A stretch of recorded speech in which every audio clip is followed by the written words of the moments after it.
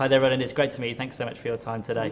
Obviously, this movie is in one location, whereas a lot of your other films have been in multiple places or in big scopes. How was that a challenge for you, and why was it?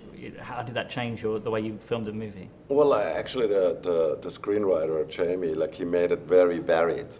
I mean, that was one of the amazing thing about the script, you know. And also, it was a little bit about celebrating a place first, you know. There's this White House tour where you learn a little bit about the history of the White House. You like see it in all its glory, and then it gets taken over by these villains, and you know, and it's like all getting darker and darker and darker. And but outside, it's still this bright and sunny day.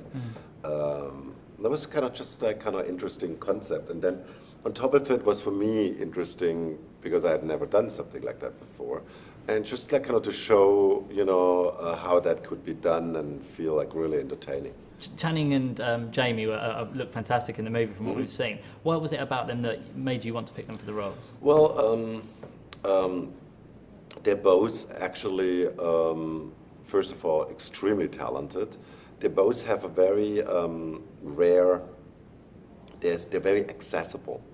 They're as people and as actors very accessible, I think, but that comes off the screen too, that they're very accessible, which is like for a president very good, because presidents have this talent too. When you like kind of meet Obama, the first thing what hits you how accessible it is. And for a hero, it's also like really important because he's like kind of every hero's journey is like kind of driven by, you know, like kind of that you get into the head of the actor. And I think Channing has a huge talent there. I mean, he's like I think he's getting better the older he's getting. You know. Brilliant, brilliant. And you mentioned the White House. Obviously, you couldn't film in the real one, and getting no, they didn't let you do it. They didn't let me do it. Even like I gave so much to Obama's like re-election campaign, but like they didn't let me do it. Oh, next time. But I guess they don't give you schematics either because it's all so secret. So how do you go about building your own White House? It's actually not that secret. It's actually, or you can even get it on the internet, but.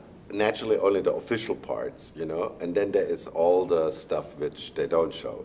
But there you like cannot even go in a private tour. There is like an air command center under the roof, and there is like this famous PIOC, the presidential, you know, secret vault where you can like survive forever, and in case of a nuclear war. And that's like kind of really also interesting to show and then to imagine that, you know, how that would look. And I read that you built two White Houses, one that you could blow up, basically, and then the other one, I guess you didn't blow up so much. No, but like we had schedule problems, you know, so we had to do a couple of, not the whole White House, but like a couple of rooms, like the Oval Office we built twice, some other things we built twice.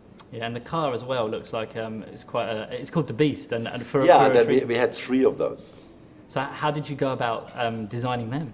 Well, that was like there's actually an English gentleman who is like specialized in that. He comes and starts building these things. And there, for this car, there is no plans. You only have to take photos and just reimagine it. And then they pretty much build it from scratch. You know, it was quite a race against time to kind of get them ready in time. Nice one. Because we had to build 3.